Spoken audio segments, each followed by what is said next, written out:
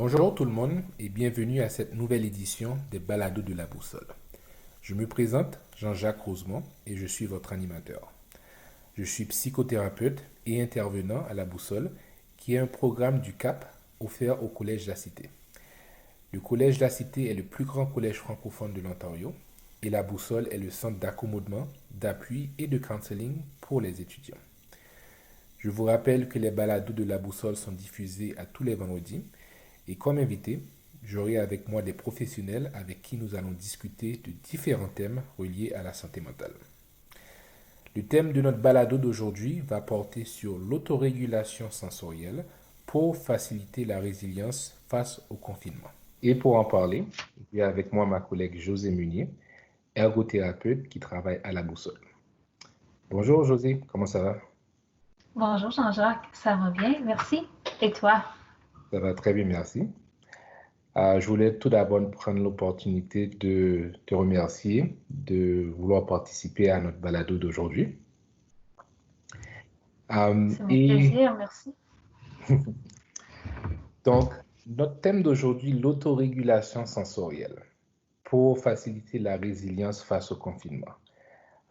Tout d'abord, je pense que comment est-ce qu'on peut définir les thèmes, définir l'autorégulation sensorielle, et après ça, on va parler de comment est-ce que ça peut nous aider à faire face au confinement.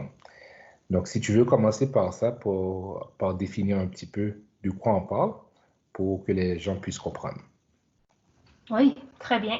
Je vais commencer par expliquer le concept de régulation un peu plus vaste que l'autorégulation, vraiment pour qu'ensemble, on comprenne le concept et qu'on parle le même langage pendant le balado. Donc, c'est sûr que dépendant des auteurs, le terme régulation peut avoir certaines nuances. Mais aujourd'hui, pour notre rencontre, Jean-Jacques, j'aimerais qu'on définisse la régulation comme la capacité de notre être, de notre personne, à s'ajuster aux demandes de l'environnement et aux demandes de notre intérieur afin de maintenir un bien-être et de répondre aux exigences de notre quotidien. Des fois, c'est un processus inconscient, des fois, c'est un processus conscient et ça se passe à plusieurs différents niveaux ou dimensions de notre personne, mais toujours en interaction avec notre environnement. Donc, ce qu'il faut être conscient ici, c'est que la régulation se passe dans différents environnements. Donc, on a 4 environnements. L'environnement social, par exemple. Ici, avec le COVID, nos, nos capacités à être en interaction sociale ont changé beaucoup. Ensuite, on a l'environnement physique. On travaille beaucoup plus de la maison, on étudie beaucoup plus de la maison. On a aussi l'environnement institutionnel où que notre demande ou ce que la cité ou ce que notre employeur demande de nous vient de changer avec le COVID. Et ensuite, on a notre environnement culturel qui demande aussi de la régulation parce que la façon qu'on communique avec nos gens, la façon qu'on communique pour nos cultures, il y a eu des cérémonies, il y a eu des funérailles, il y a eu des longs week-ends, il y a eu la fête des mères. Comment est-ce qu'on peut fonctionner dans notre environnement culturel malgré les changements? Donc, c'est un temps où on exige beaucoup, beaucoup de résilience, où c'est vraiment besoin beaucoup d'adaptation. Puis notre capacité à réguler notre être va permettre de nous aider à être plus résilients. Donc, c'est ça en gros le processus de régulation. Puis le processus de régulation se détermine avec les 4 dimensions de notre personne. Donc, on doit se réguler au niveau émotionnel. Donc, comprendre, gérer nos émotions. Comment est-ce que moi je vis la situation? On doit aussi réguler au niveau cognitif. Comment est-ce qu'on planifie, qu'on surveille, qu'on évalue nos apprentissages? Donc, comment est-ce que on se met en situation où que notre cerveau a assez de stimulation, mais il ne devient pas trop surchargé. On a aussi... Donc, si je veux juste résumer un petit peu pour m'assurer Oui, que j'ai bien compris, José. Donc, l'autorégulation, et tu parles des différents contextes, c'est pour, dans le fond, c'est pour nous aider à gérer. Est-ce que c'est pour nous aider à gérer un petit peu les difficultés ou gérer notre, tu as parlé de notre environnement, que ce soit physique, que ce soit culturel, que ce soit sensoriel. Donc, c'est apprendre un petit peu à faire face aux difficultés de notre environnement. Est-ce que ce serait bien résumé comme ça? Oui, c'est une belle façon de le résumer. C'est vraiment de comprendre, à se connaître et à savoir ce qui nous rend confortable, ce qui nous rend inconfortable. Puis une fois qu'on a une belle compréhension de qui on est et comment on réagit à notre environnement, ça nous permet d'avoir une meilleure capacité d'adaptation parce qu'on a une meilleure connaissance de soi. Ok. Donc, je vais te laisser continuer. Tu parlais des différents contextes. Euh, tu- Oui, oui, tu as donc parlé on de parle sensoriel cognitif. qu'au niveau de la régulation, on a 4 dimensions dans lesquelles on va se réguler. Donc, on a parlé de la régulation émotionnelle, la régulation cognitive. On a aussi la régulation spirituelle. Chercher c'est quoi notre but dans notre vie. Puis, on va réguler en ajustant nos choix de vie pour vraiment répondre à nos buts. Mais là où j'attire votre attention aujourd'hui, puis là où on va discuter davantage, c'est vraiment au niveau de la dimension physique de la personne. C'est sûr qu'on a la santé physique. Donc, lorsque notre corps est fatigué, on va se réguler en allant se reposer. Mais il y a tout un aspect qu'on entend moins parler. C'est vraiment au niveau sensoriel. Puis, c'est vraiment ce que j'aimerais discuter avec toi aujourd'hui, c'est quelle est la régulation sensorielle, qu'est-ce que c'est et comment est-ce qu'on peut la comprendre, mais comment aussi est-ce que ça l'influence notre quotidien. Oui, tout à fait, parce que je pense que c'est quelque chose, comme tu l'expliques comme étant quelque chose qui nous aide à gérer ça, donc j'imagine que la régulation sensorielle vient faire partie des outils qu'on peut apprendre pour justement gérer euh, euh, l'information qu'on reçoit de nos sens. Est-ce que c'est un petit peu ça? Oui, c'est absolument ça. Euh, parce que on va entendre parler régulation versus autorégulation. Et aujourd'hui, je vais utiliser le terme autorégulation sensorielle parce que c'est un processus qu'on devient conscient. C'est un processus où nous-mêmes mettons des stratégies en place pour mieux gérer notre quotidien. Donc, c'est pour ça que tu vas m'entendre dire le terme autorégulation aujourd'hui. Lorsqu'on parle de régulation, d'autorégulation sensorielle, on parle de 2 processus. Tu as l'expérience sensorielle. Donc, à travers nos 5 sens externes là, que vous connaissez, l'ouïe, l'odorat, le toucher, la vue, le goût. On peut tous s'entendre que lorsqu'on voit une pomme, c'est une pomme.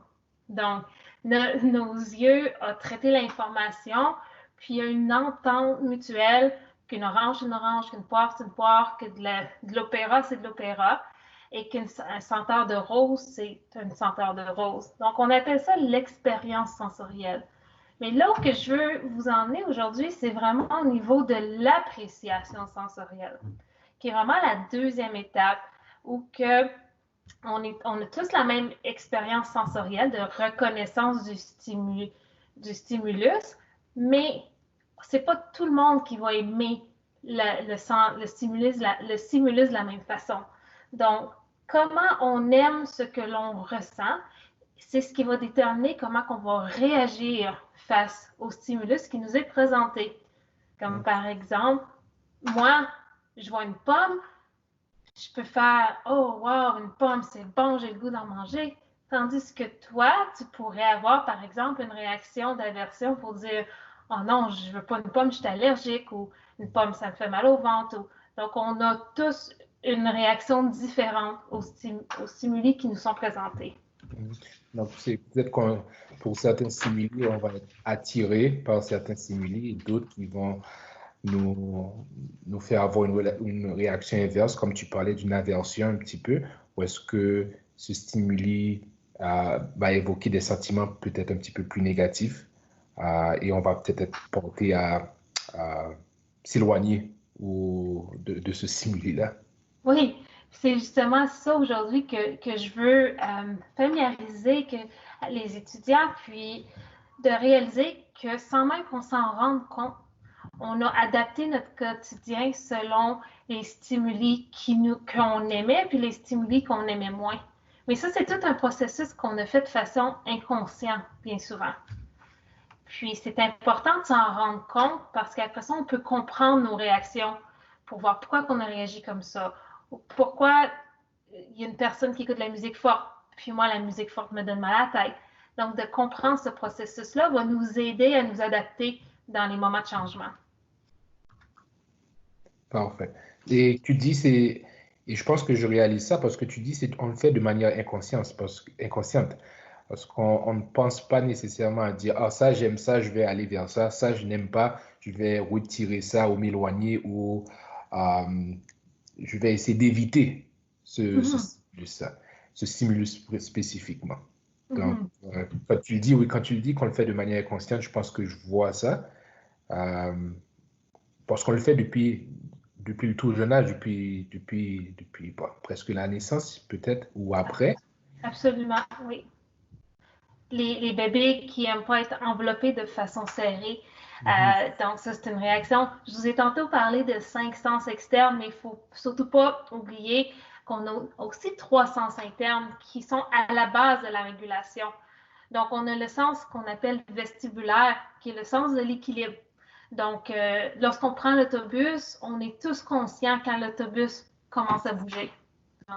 Ensuite, on a le sens proprioception, qui est vraiment où est-ce qu'il est mon corps dans l'espace. Donc, présentement, on est soit debout, on est soit assis, mais on sait dans quelle position est notre corps.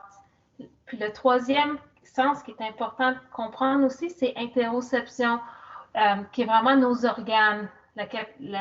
C'est avoir faim, avoir besoin d'aller à la salle de bain, avoir besoin de se coucher parce qu'on est fatigué. Donc, ces sens-là, ces 3 sens-là se font souvent de façon plus inconsciente parce qu'ils sont internes. Mais définitivement, on va les utiliser aussi beaucoup sans qu'on s'en rende compte.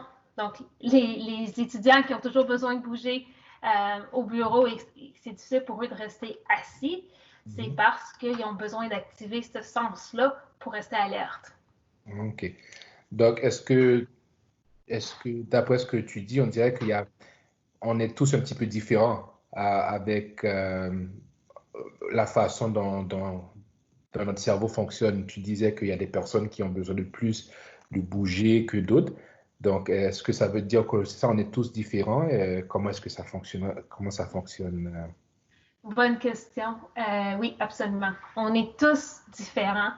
Puis, Winnie Dunn, qui est une femme qui fait beaucoup, beaucoup de recherches sur le processus de traitement sensoriel, est arrivée à 2 continuums qui a fait ressortir 4 profils et où on peut se retrouver dépendant de l'environnement, dépendant de notre état.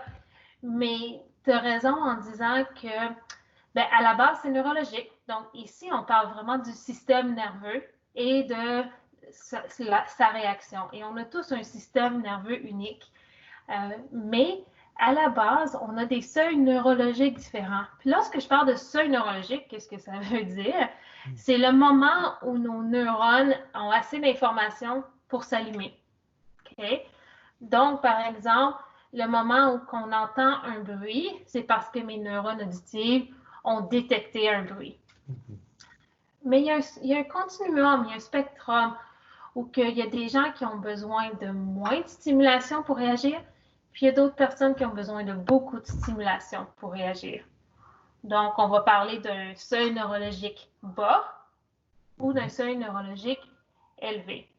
Donc, par exemple, un seuil neurologique bas, une personne qui dort et qui se réveille juste au son de la vibration de son téléphone va être une personne qui a un seuil neurologique bas parce que ça ne prend pas beaucoup pour que ses neurones réagissent, versus une personne qui a un seuil neurologique élevé, qui a besoin de 5 cadrans dans sa chambre pour se réveiller. Est-ce que ça ressemble un petit peu à ce qu'on voit comme au collège où est-ce qu'il y a des étudiants qui peuvent étudier dans une foule ou à la cafétéria ou à la bibliothèque parce qu'il y a du bruit, et versus il y en a d'autres vraiment qui ont besoin d'être dans le silence presque quasi total pour pouvoir étudier et absorber la matière ou retenir l'information? Absolument. C'est un excellent exemple.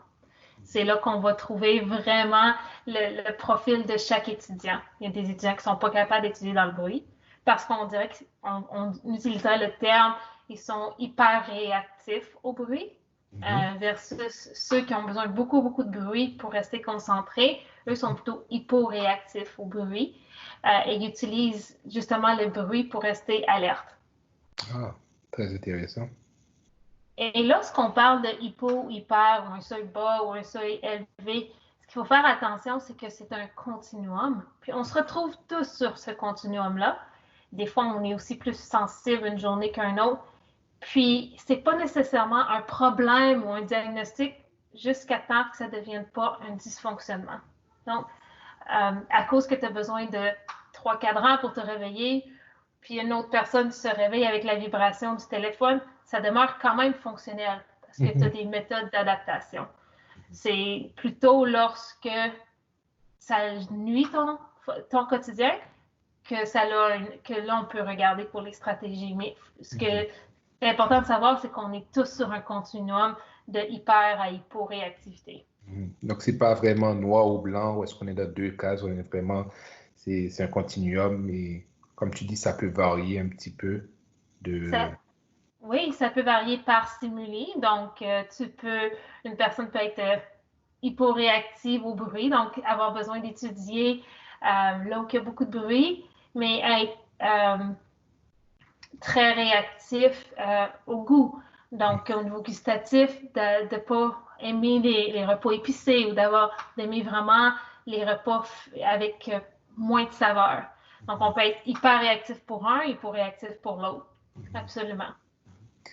Et ça vient vraiment quand tu parles des différents seuils de hypo versus hyperréactif, ça revient à ce que tu dis que ça permet de nous connaître mieux, de savoir qui on est et comment est-ce qu'on réagit face à notre environnement, comme tu disais au début. Si je sais que je suis hyper réactif et donc que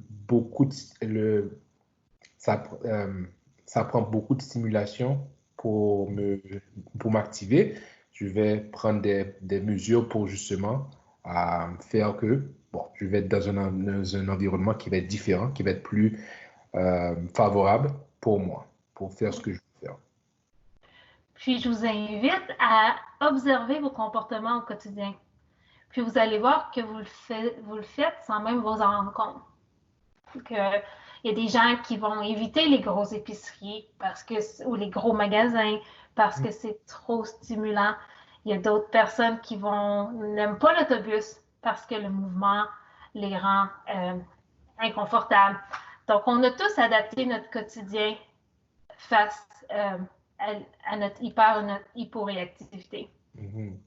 Et c'est intéressant parce que peut-être ce qu'on pensait qui était peut-être nécessairement une préférence ou euh, peut-être pas une préférence, mais peut-être c'est juste comme comment on est, d'une certaine Mhm. façon, comment est-ce que notre cerveau fonctionne, le fait que on n'aime pas être dans, par exemple, comme tu disais, n'aime pas être dans des grandes foules, quelqu'un qui n'aime pas être dans des grandes foules, peut dire bon, j'aime pas trop ça, c'est peut-être une préférence, mais peut-être c'est comme ça qu'on est et le fait d'être dans une grande foule, ça c'est énormément, j'imagine, c'est beaucoup de stimuli.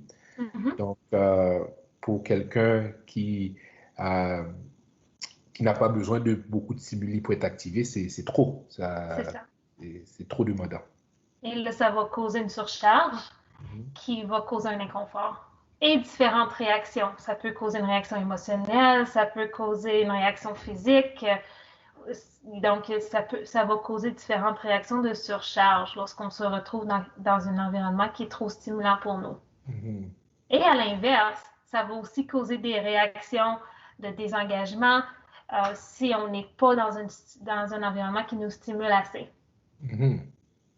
Donc, définitivement, oui, c'est notre système nerveux qui est à la base de nos préférences. Mais je vais rajouter un autre concept derrière le seuil neurologique.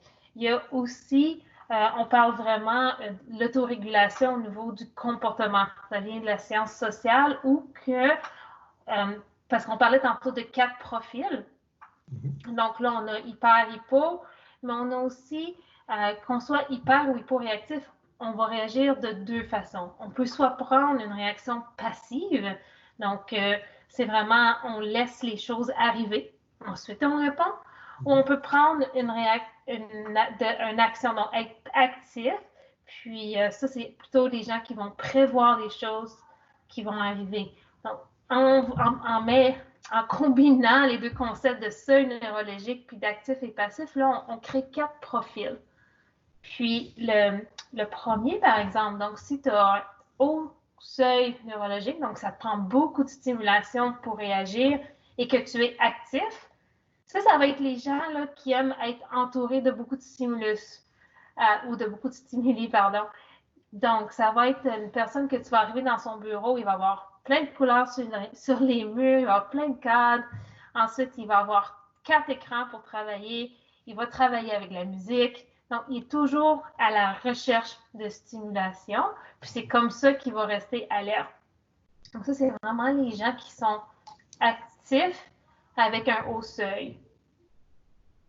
On a aussi les gens qui ont un seuil plus bas, donc plus on parle de hyperréactivité, pardon. Ça, ces gens-là qui sont actifs vont éviter les stimuli.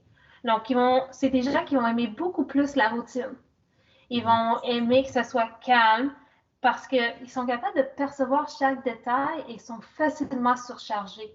Donc, pour éviter le surchargement ou la surcharge, ils vont vraiment contrôler leur environnement. Donc, c'est pour ça qu'ils sont actifs, parce qu'ils sont actifs à contrôler leur environnement pour s'assurer qu'il n'y a pas une surcharge et la routine va vraiment les aider et ils vont éviter. Ils ne vont pas aller dans les gros magasins.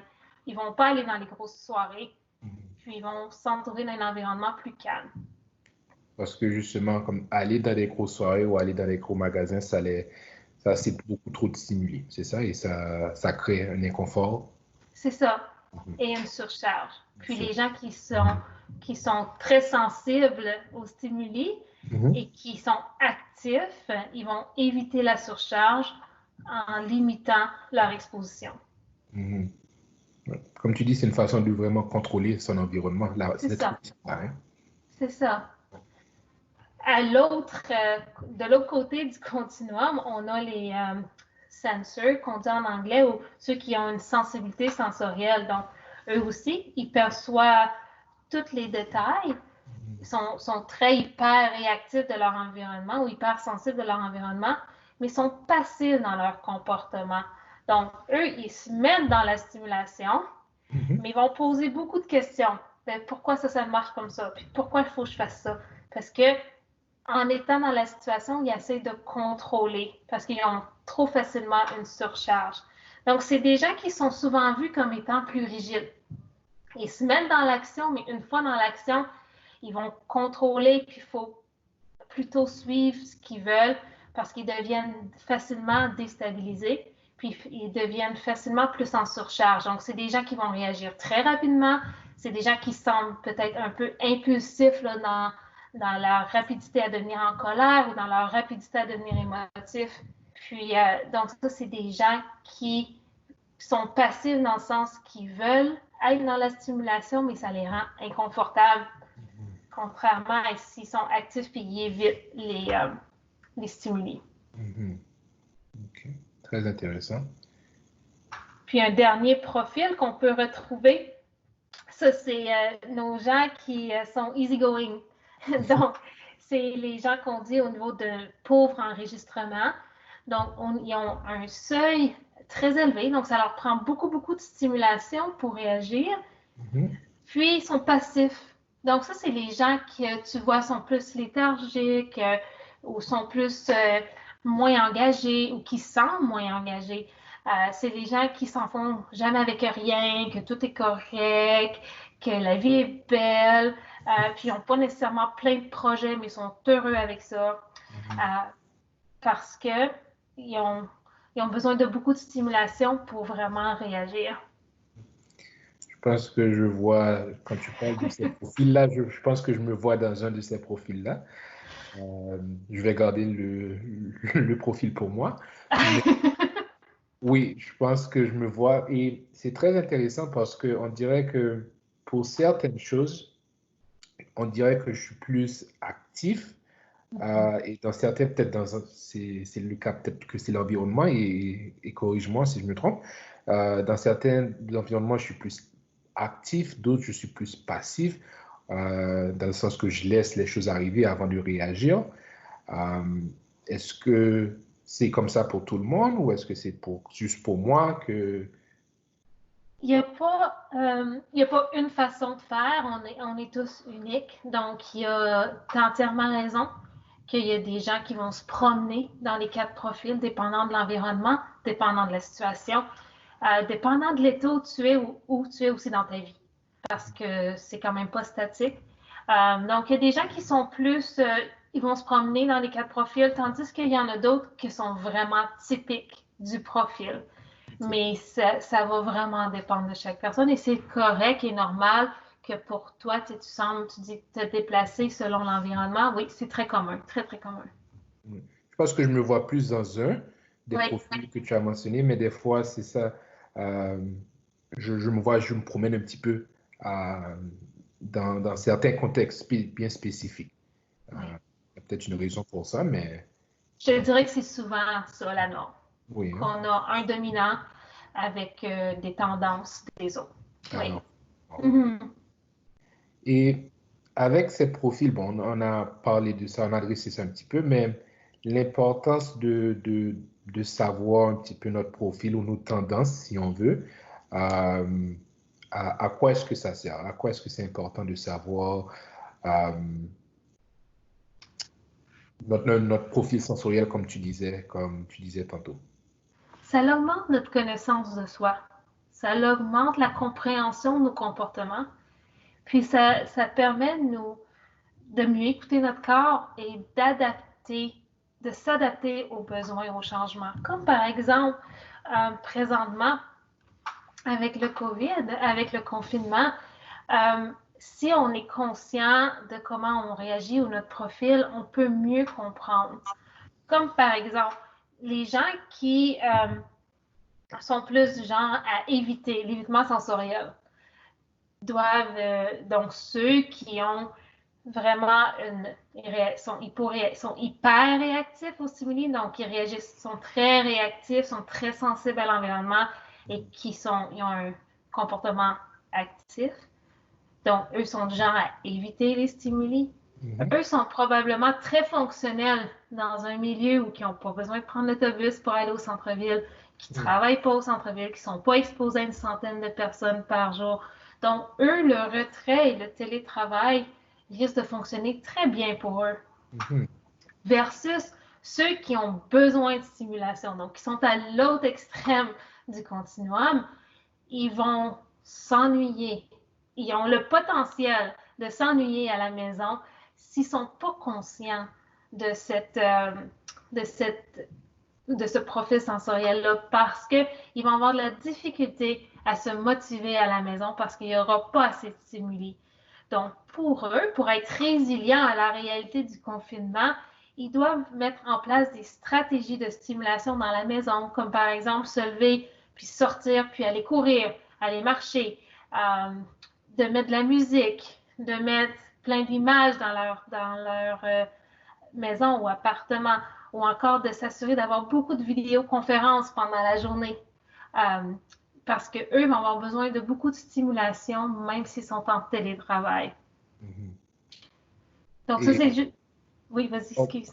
non, je voulais juste dire, donc tu as vraiment fait le point avec la résilience, quand tu disais Mm-hmm. que ça permet une fois qu'on se connaît, par exemple, l'exemple que tu as pris, si je sais que je suis hyporéactif, ça veut dire que j'ai besoin d'un niveau assez élevé euh, de stimuli pour pouvoir euh, bien fonctionner. Donc, il Mm-hmm. faut que je m'adapte à ça. Donc, il faut que je prenne un petit peu des mesures pour m'assurer que je vais être assez stimulé dans mon environnement parce que, bon, là, on est confiné avec le COVID. Donc, il faut qu'on prenne ça en compte pour façonner un petit peu notre environnement. Et tu parlais des exemples, faire des activités, faire de l'exercice physique, prendre des marches. Il faut qu'on façonne un petit peu notre environnement du mieux qu'on peut pour essayer euh, de continuer à bien fonctionner un petit peu, si on veut. C'est ça? Oui, c'est en plein ça. T'as tout compris. Donc, parce que cette idée le thème, parce que la deuxième partie du thème était justement la résilience. Donc, comment est-ce que se connaître euh, ou comment l'autorégulation vient avec ça? On va pouvoir s'autoréguler en se connaissant, C'est j'imagine. ça, Oui. c'est ça. En identifiant nos comportements, donc en se posant des questions. Puis j'ai envie de vous poser des questions juste pour activer votre réflexion. Donc, posez-vous la question, passez par les 5 sens externes et vos sens internes. Posez-vous au niveau visuel. Aimez-vous les couleurs vives? Aimez-vous les couleurs neutres? Aimez-vous voir plein d'images en même temps? Donc, juste ça va vous permettre de savoir, ah, je suis quelqu'un qui a besoin de beaucoup de stimulation ou pas beaucoup de stimulation. Est-ce que ça vous fatigue d'être dans un endroit où il y a beaucoup de stimulation visuelle ou est-ce que ça vous active? Au niveau auditif, quel est votre goût de musique? Quelle est l'intensité à laquelle ou le volume à laquelle vous aimez écouter votre musique? Comment souvent vous aimez écouter de la musique? Êtes-vous plus du genre qui aime le silence ou qui aime le bruit? Est-ce que les bruits vous agressent? Comment est-ce que les bruits vous font sentir? Donc, en apprenant à regarder comment vous réagissez, ça vous permet d'apprendre à vous connaître au niveau gustatif aussi. Est-ce que vous êtes quelqu'un qui aime la variété au niveau alimentaire ou qui aime encore une routine, le toucher? Une autre chose, est-ce que vous êtes quelqu'un qui aime les caresses fortes ou vous êtes quelqu'un qui aime mieux son espace, qui n'aime pas vraiment être touché? Est-ce que vous aimez les vêtements comme la laine? Il y a plein de gens qui ne tolèrent pas la laine. Il y a des nudistes sur la Terre. Il y a des raisons pour ça. Parce qu'il y a des gens qui ne tolèrent pas le port du vêtement parce qu'ils sont hyper sensibles au niveau tactile. Puis au niveau olfactif aussi, les parfums, quel genre de parfum vous aimez? Est-ce que vous aimez les parfums forts ou est-ce que les parfums forts vous agressent? Et ensuite, on peut regarder au niveau vestibulaire, au niveau de l'équilibre. Est-ce que le mouvement autour de vous vous dérange? Est-ce que vous êtes des gens qui aiment les montagnes russes? Est-ce que vous aimez des gens qui aiment tourner sur vous-même ou le vertige? Ou est-ce que vous aimez grimper ou rester au sol? Ensuite, au niveau proprioceptif, êtes-vous du genre qui trébuchez facilement? Êtes-vous du genre qui glissez facilement de votre chaise? Donc, comment est-ce que votre corps réagit à des changements de position? Est-ce que vous êtes du genre qui lancez la balle en avant, mais elle va du côté droit et a une force complètement imprévue? Donc, au niveau de votre coordination. Et l'autre qu'il ne faut pas oublier, interoception. Donc, est-ce que vous êtes capable de savoir quand vous avez faim? Ou est-ce que vous ne ressentez pas la faim? Parce que pour ceux qui ne ressentent pas la faim, qui arrive, c'est un phénomène que je vois de façon régulière dans mon bureau. Ces gens-là ont besoin de se mettre un cadran, une minuterie, parce que sinon, leur énergie va descendre trop vite. Mais en ayant une minuterie, puis en mangeant de façon régulière, même s'ils ne ressentent pas la faim, ça leur permet de rester alerte pendant la journée. Parce que sinon, ils ont vraiment une descente énergique. Il y a des gens aussi qui ne ressentent pas la douleur, qui ne ressentent pas. Donc, c'est de voir, il y a des gens qui ne ressentent pas le besoin d'aller à la salle de bain. Donc, encore, il faut qu'il y ait la minuterie. Et comment est-ce que votre corps réagit à la fatigue? Est-ce que vous êtes des gens qui deviennent facilement impatients devant la fatigue ou vous êtes capable de le gérer différemment? Donc, je pose ces questions-là pour apprendre à vous connaître, puis de voir si vous avez des hypersensibilités ou des hyposensibilités qui fait que vous êtes moins fonctionnel dans votre journée. Donc, c'est vraiment une très bonne suggestion de dire, donc, ce que tu recommandes un petit peu aux gens, c'est de prendre un petit peu le temps de s'asseoir et de penser, passer à travers tous ces sens, les 5 sens et les 3 sens